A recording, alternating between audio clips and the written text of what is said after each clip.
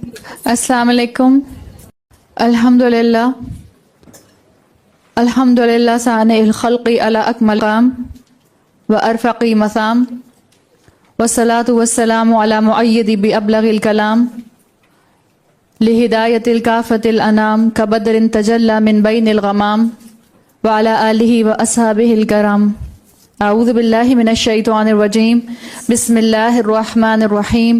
رب اشرح لی صدری ویسر لی امری واحلل عقدۃ من لسانی یفقہوا قولی. اللہم ثبتنا عند الموت بلا الہ الا اللہ. اے ہمارے اللہ، ہمیں ہماری موت پر کلمہ لا الہ الا اللہ پر ثابت قدم رکھیے. آمین یا رب العالمین. منتخب نصاب میں اعمال صالحہ پر بات چل رہی ہے، اور اس ضمن میں ہم سورہ بنی اسرائیل کے تیسرے اور چوتھے رکوع کو دیکھ رہے ہیں. سورہ بنی اسرائیل کا تیسرا رکوع جو آیت نمبر 23 سے شروع ہوتا ہے، اس میں اللہ تعالیٰ نے فرمایا وَقَضَىٰ رَبُّكَ أَلَّا تَعْبُدُوا إِلَّا إِيَّاهُ، اور تمہارے رب نے فیصلہ کر دیا ہے کہ تم اللہ کے سوا کسی کی عبادت نہ کرو، اس کے علاوہ کسی کی عبادت نہ کرو. اسی آیت پر ہم بات کر رہے تھے، اور اس آیت کے حوالے سے ہم نے شرک پر بات کی تھی، اور ہم نے یہ دیکھا تھا کہ مسلمان کا ایمان اس کے رب پر مکمل کامل ہونا چاہیے. گڈ لک اور بیڈ لک لینا، اومنز لینا، گڈ لک یا بیڈ لک سے چیزوں کو ریلیٹ کرنا، چارمز یوز کرنا، یہ مسلمانوں کا توکل ہلانے والی بات ہے. مسلمان کا عقیدہ اس سے جو ہے وہ ڈسٹارٹ ہو جاتا ہے. شگون لینے سے اسلام میں سختی سے منع فرمایا گیا ہے. اور آج کل جیسے کہ ہم دیکھ رہے ہیں کہ سفر کا مہینہ ہے، اور سفر کے مہینے کے حساب سے جیسے جیسے ٹیکنالوجی آپ کو اور مجھے فائدہ دے رہی ہے، وہاں بہت سے مواقعوں کے اوپر ٹیکنالوجی آپ کو اور مجھے کنفیوز بھی کر دیتی ہے. بعض اوقات آپ کو ہو سکتا ہے کوئی ایسا امیج، کوئی ایسا ویڈیو کا چنک، کوئی ہو سکتا ہے ایسی حدیث مل جاتی ہو جس کے بعد آپ خود ڈاؤٹ کا شکار ہو جاتی ہوں کہ جو عقیدہ میرا اب تک تھا کیا اس میں کہیں کمی ہے یا یہ علم میرے تک نہیں پہنچا. ایک بہت ہی موضوع روایت آپ کو جو ہے وہ سفر کے مہینے سے ملتی ہے، اور اس کو بہت عام جو ہے مختلف واٹس ایپ گروپس کے اندر جو ہے آگے پیچھے فارورڈ کیا جا رہا ہے، جس کا شاید مفہوم یہ آتا ہے کہ جس نے سفر کا مہینہ گزار کر اللہ کے رسول کے ساتھ اس کو منسوب کیا جاتا ہے کہ جس نے سفر کا مہینہ گزارا اس کو میں بشارت دیتا ہوں، اللہ کے رسول نے کہا جنت کی. کچھ سارٹ آف اس طرح کے اس کے الفاظ آتے ہیں. تو یہ سب جو اس طرح کی چیزیں ہیں وہ سب جو ہیں موضوع روایات ہیں، اس کا کوئی حقیقت سے تعلق نہیں ہے. کسی نے کچھ دن پہلے ہی ایک امیج جو تھا وہ آگے مجھے بھیج دیا، اور اس میں کہا کہ اس میں بتائیں اوتھینٹسٹی ہے یا نہیں ہے، اور اس میں لکھا ہوا تھا کہ اوور آل ایک سال کے اندر پتہ نہیں کتنے لاکھ بلائیں نازل ہوتی ہیں، ان میں سے شاید 10 لاکھ تھیں، ان میں سے 9 لاکھ بلائیں جو ہیں وہ سفر کے مہینے میں نازل ہوتی ہیں. اور یہ بہت کامنلی آپ اور میں سب کانٹیننٹ میں رہنے والے اس طرح کی چیزوں کو آبزرو کر رہے ہوتے ہیں، ان چیزوں کے میں اور آپ جو ہیں ایکسپیرینس میں آ رہے ہوتے ہیں.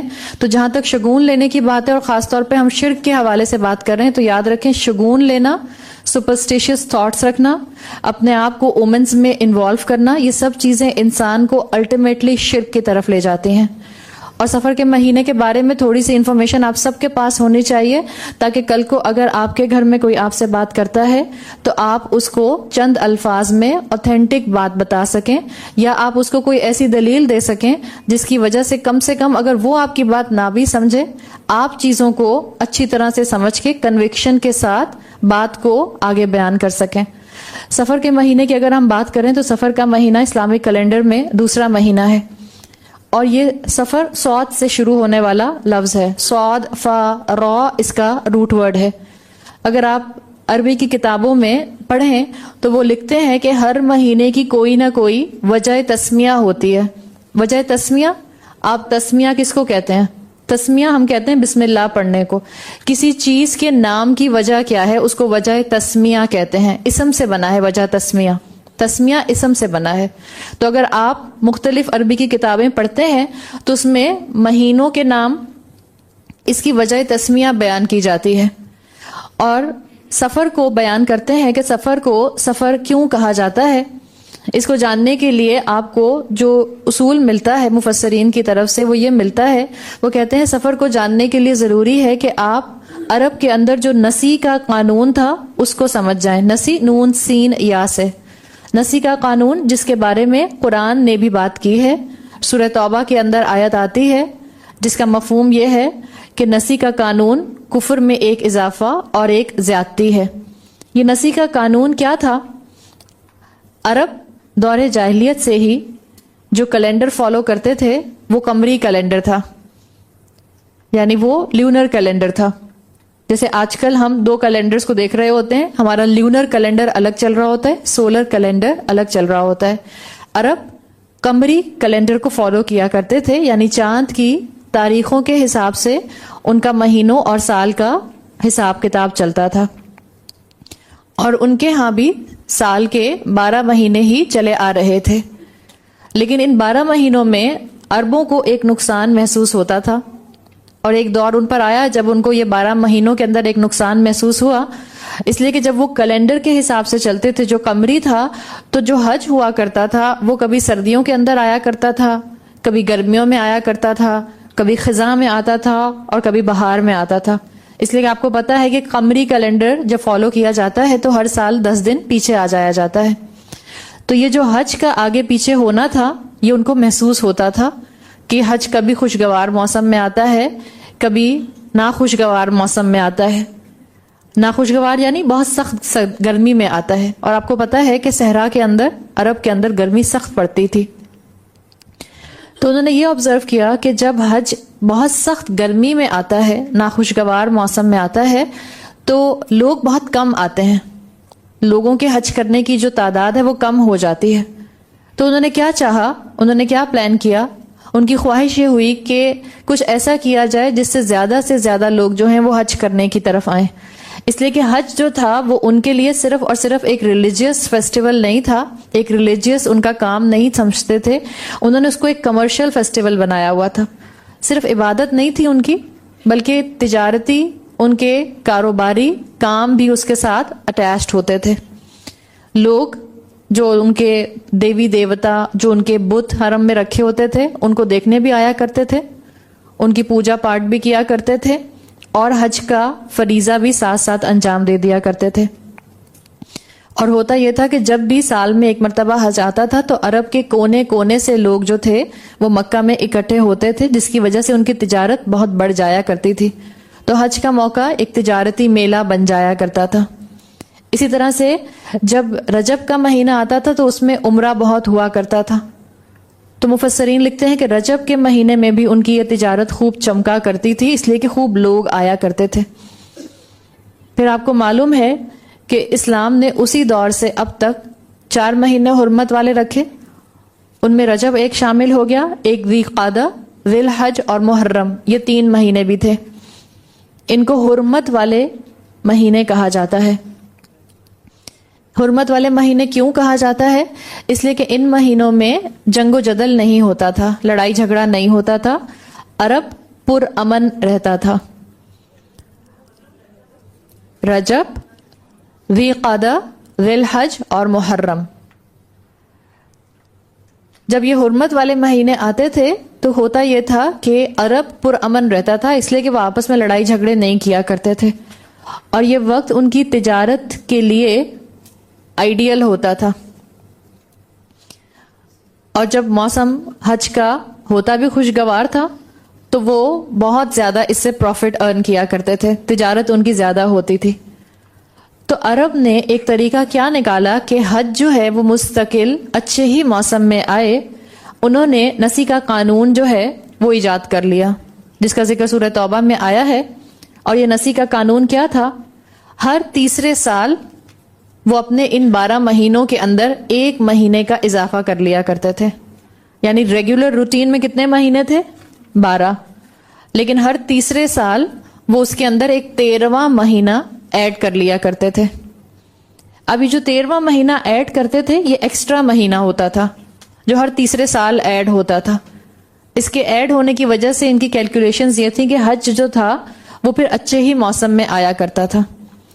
اب کیونکہ یہ 13واں مہینہ تھا اور ایکسٹرا مہینہ تھا کیلنڈر کے اندر، تو اس کو انہوں نے سفر کہنا شروع کیا. اور جیسے آپ اردو میں کیا کہتی ہیں؟ صفر. صفر بھی ایسے ہی لکھتے ہیں، صاد فا را سے، صاد کی زیر کے ساتھ، زیرو جس کو کہتے ہیں. زیرو کا مطلب کیا ہوتا ہے؟ کچھ بھی نہیں، خالی. عربی زبان میں صاد فا را کے ایک معنی لیے جاتے ہیں خالی ہونا.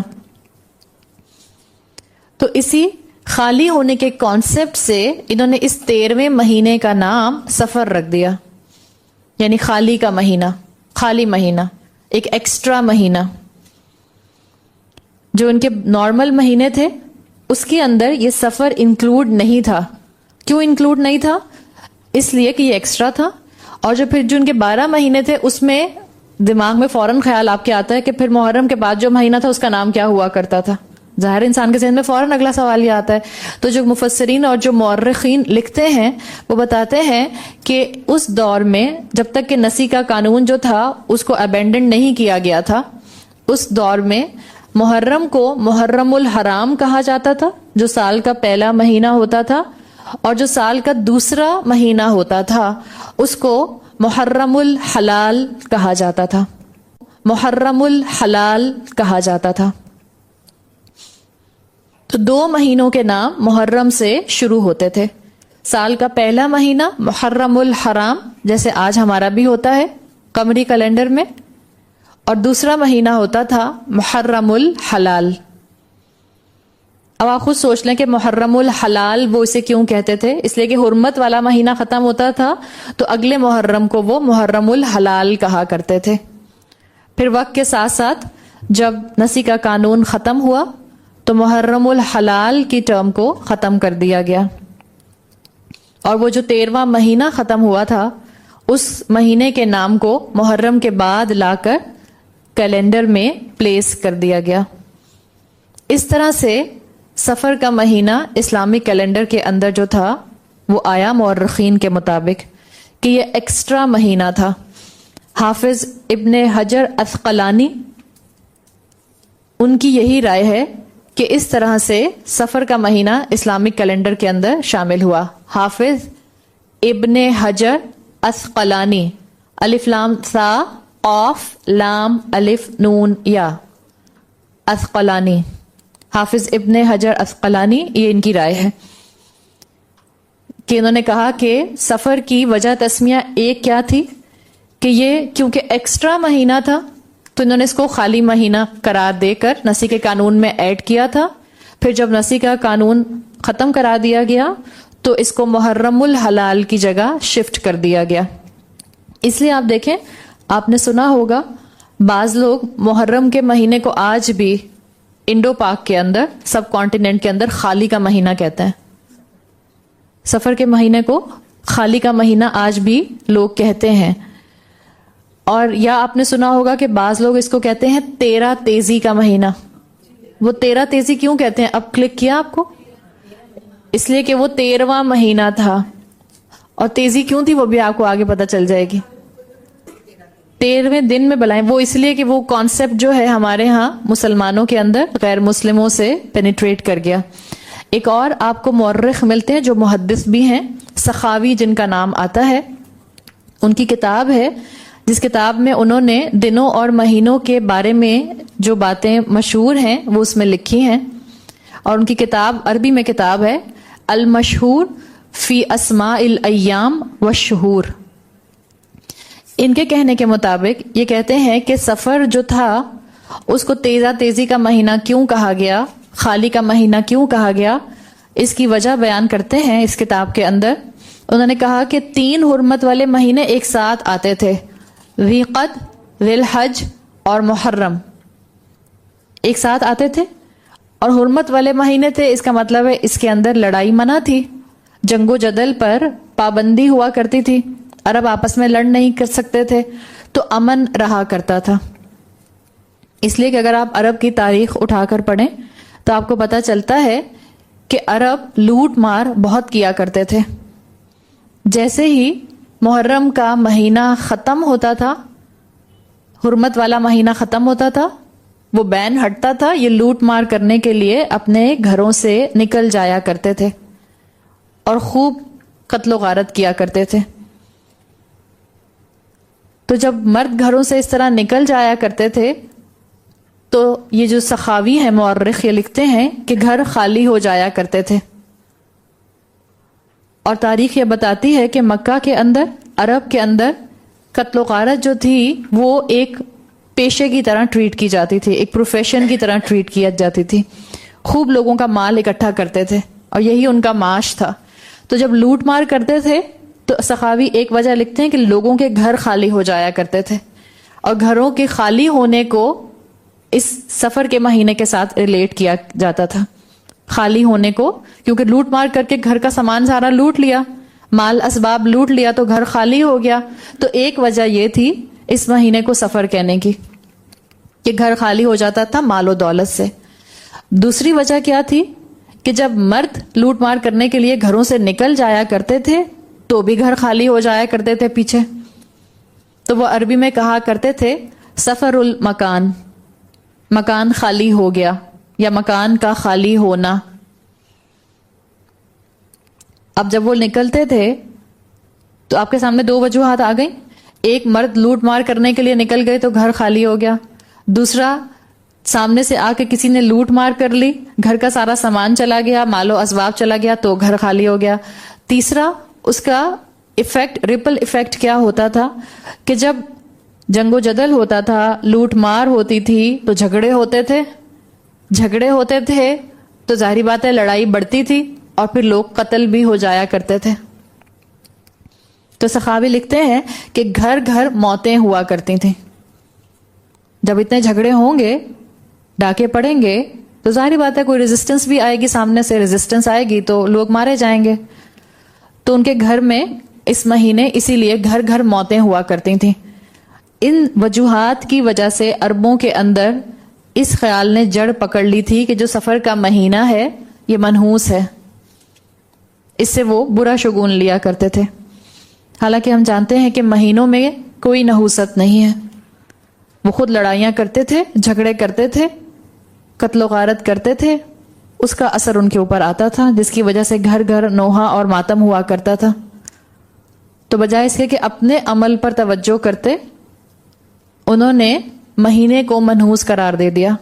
یہی ہمارا بھی حال ہے. بجائے اس کے کہ ہم اپنے اعمال کو دیکھیں، ہم چیزوں کو، مہینوں کو، دنوں کو، رنگوں کو منحوس قرار دے دیتے ہیں.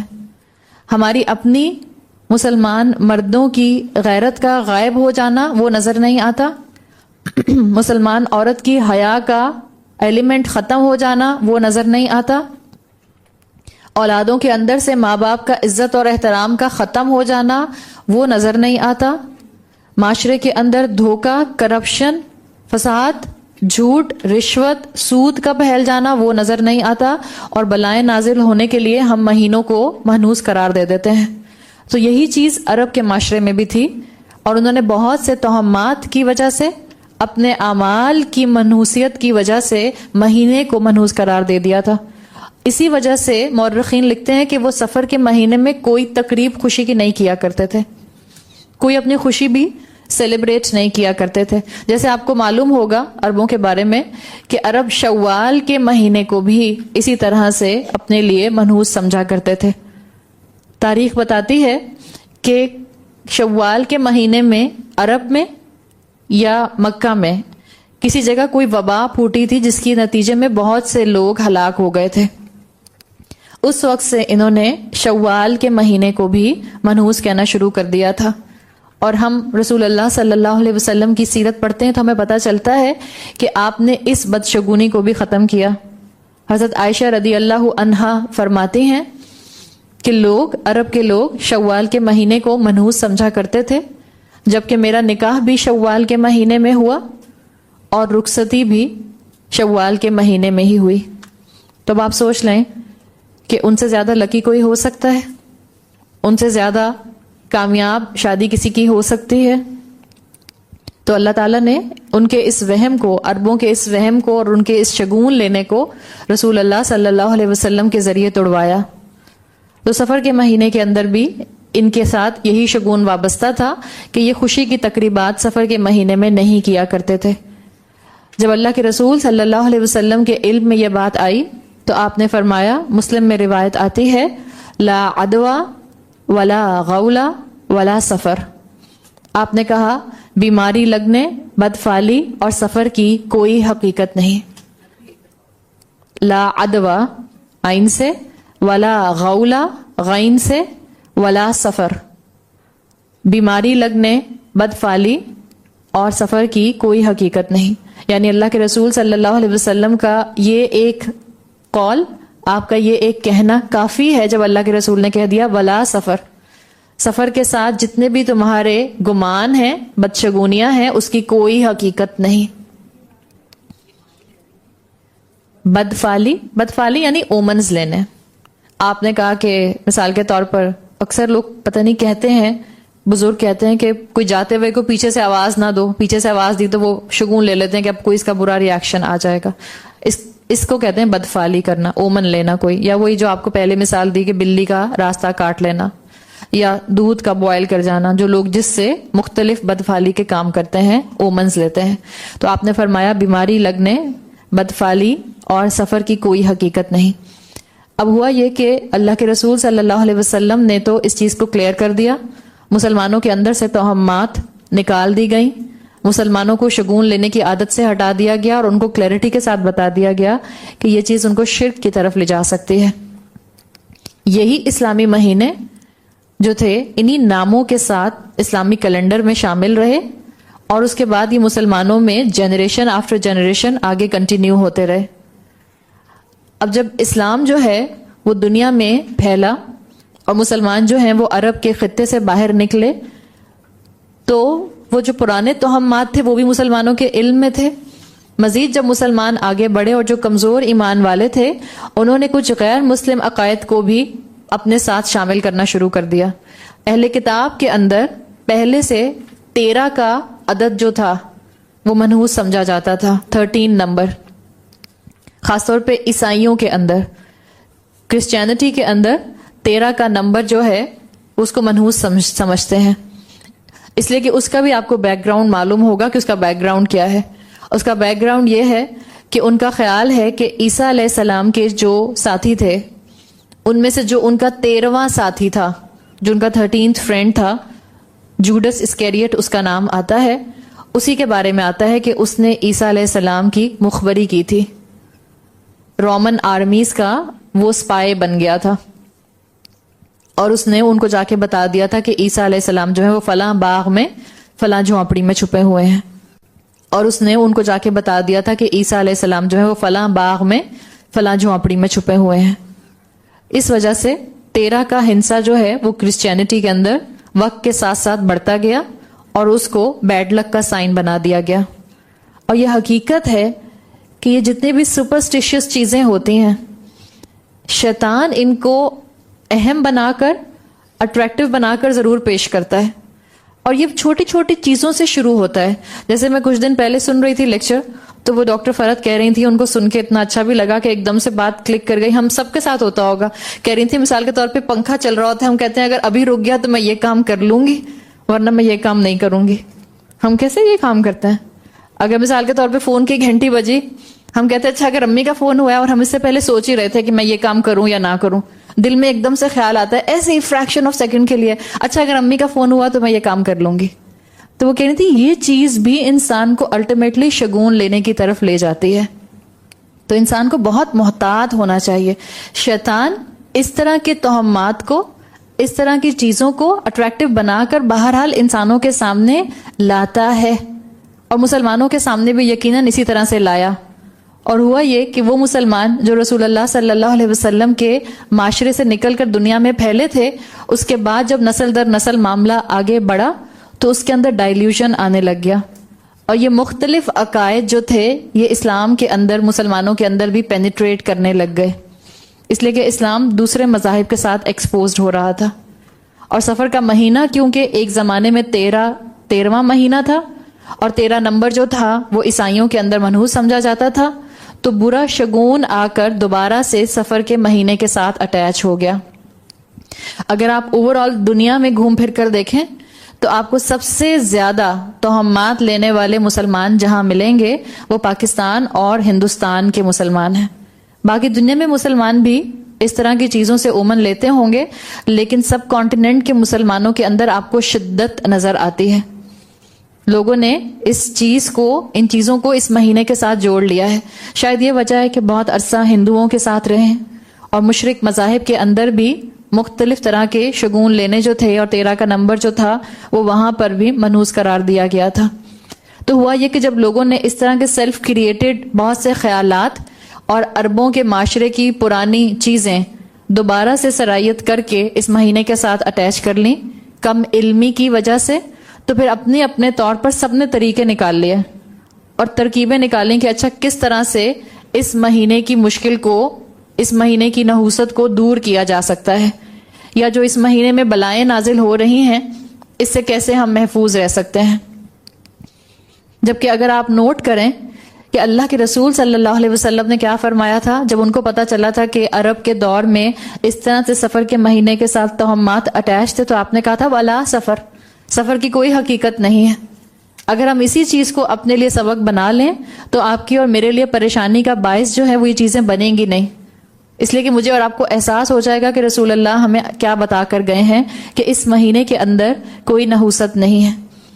پھر علماء لکھتے ہیں کہ اللہ کے رسول صلی اللہ علیہ وسلم نے اس مہینے کے لیے کوئی خاص عبادت بھی نہیں بتائی کہ اس مہینے آپ کوئی خاص عبادت کریں. جیسے آپ دیکھتی ہیں کہ محرم کے مہینے کے ساتھ خاص عبادات ملتی ہیں، 9، 10 یا 10 یا 11 کا روزہ رکھنا، اور اس کے کئی فضائل آپ کو مل جاتے ہیں.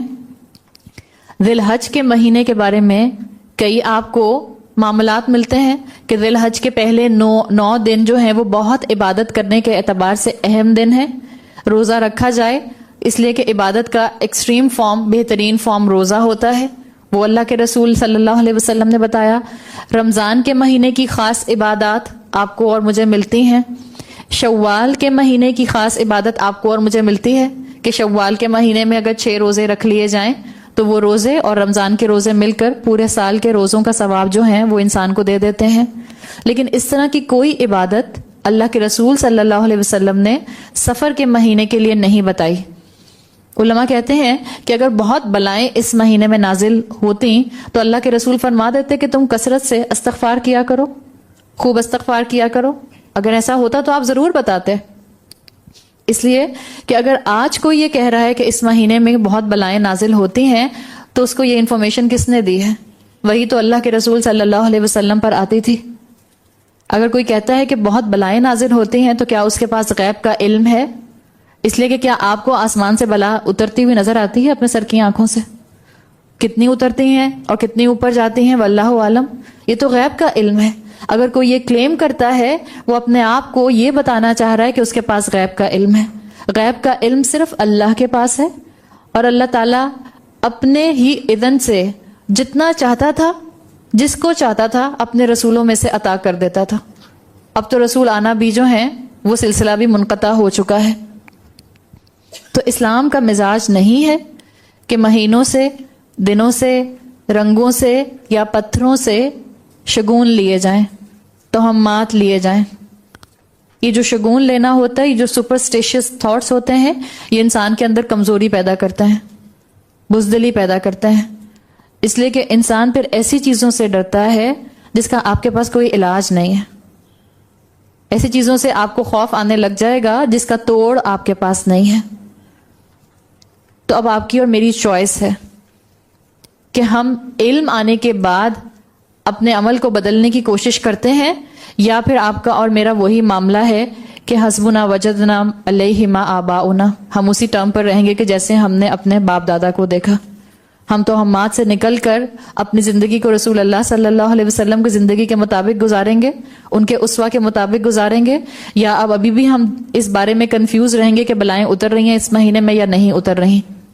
چاہے ایک لمحہ ہو، ایک لمحہ ہوتا ہے تو اس ایک لمحے سے، ایک سیکنڈ سے 1 گھنٹہ بنے گا نا آگے، اسی 1 گھنٹے سے 1 دن بنے گا، اسی 1 دن سے 1 ہفتہ بنے گا، اور اس 1 ہفتے سے سال بن جائے گا، اور بہت سے سال ملیں گے تو صدیاں، اور بہت سے صدیاں ملیں گی تو زمانہ.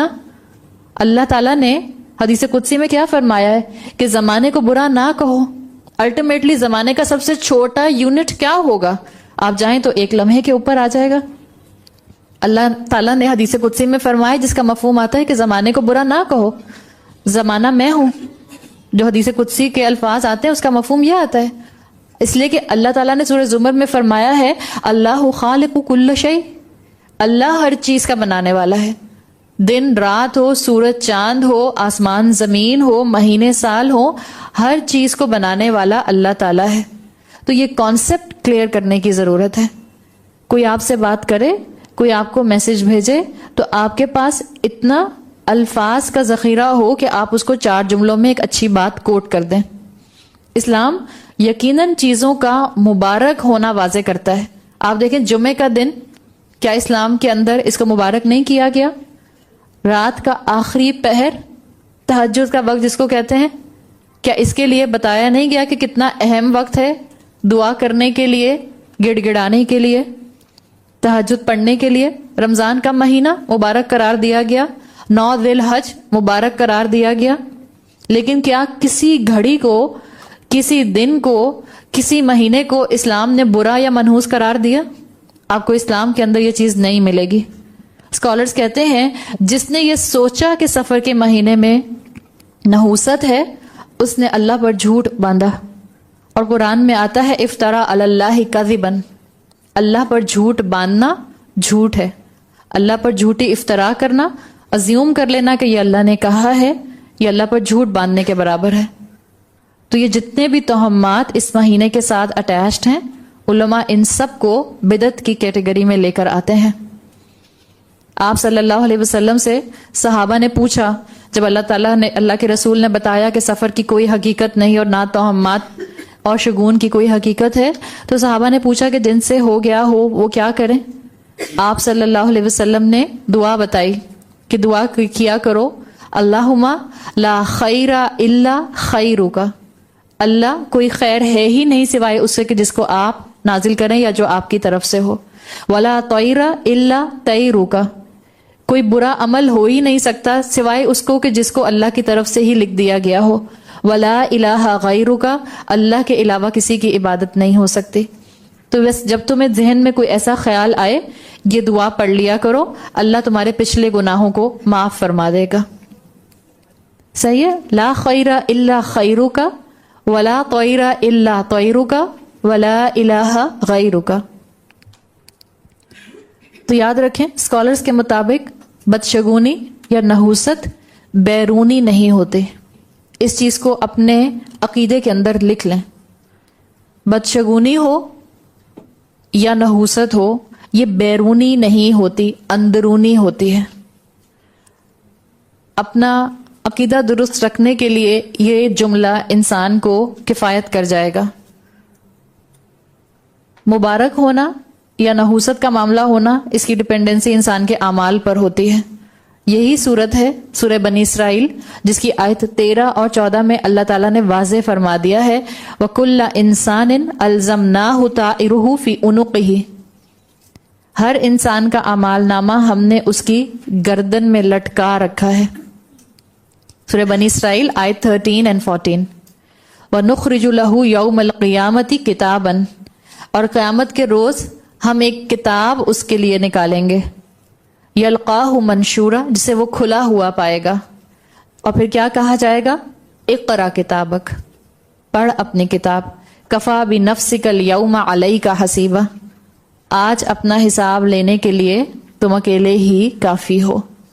اللہ نے ہر انسان کی بدفعلی یا اس کے اعمال کا مبارک ہونا اس کے گلے میں لٹکا دیا ہے. تو بعض طور پر یہ جو ہم غیر شعوری طور پر بھی شگون لینے کی طرف جا رہے ہوتے ہیں، اس سے بھی علماء منع فرماتے ہیں. بہت عام بول چال کا جملہ، مثال کے طور پر آپ کسی کی بات کر رہی تھیں، اچانک سے ان کا فون آ گیا، ہم فوراً کیا کہتے ہیں؟ بڑی لمبی عمر ہے آپ کی. اس سے بھی اسکالرز منع کرتے ہیں. یا جوتی پر جوتی چڑھ جائے تو کیا کہتے ہیں؟ سفر آنے والا ہے کوئی. اس سے بھی اسکالرز منع کرتے ہیں کہ یہ چیزیں بھی انسان کو پھر الٹیمیٹلی آہستہ آہستہ اللہ سے توکل پر ہٹا رہی ہوتی ہیں. تو کانشیسلی اپنے توکل کو اللہ پر لانا، تاکہ انسان ہر طرح کے شرک سے بچ سکے، اور ہر طرح کے خیر کا منبع، ہر طرح کے نقصان کا منبع صرف اور صرف اللہ کے ساتھ رکھنا معاملہ. کوئی انسان مجھے نقصان نہیں پہنچا سکتا اگر اللہ میرا خیر چاہے, اور اگر اللہ کی طرف سے کوئی نقصان مجھ تک پہنچنا ہو تو کوئی انسان اس کو مجھ سے دور نہیں کر سکتا. تو اپنے ذہن کو شگون سے پاک کرنے کے لیے ہم نے اپنی بھی خود کلینزنگ کرنی ہے, دل کی اور ذہن کی اور خیالات کی, اور اپنے آس پاس کے لوگوں کو بھی صحیح دین پہنچانے کی کوشش کرنی ہے, اور بدشگونی سے اپنے آپ کو محفوظ رکھنا ہے تاکہ شرک کی طرف آپ کے اور میرے قدم نہ بڑھیں. بارک اللہ لی و لکم فی القرآن الحکیم ونفعنی و ایاکم بآیات و ذکر الحکیم. سبحانک اللہم و بحمدک نشہد ان لا الہ الا انت نستغفرک و نتوب الیک. السلام علیکم ورحمۃ اللہ وبرکاتہ.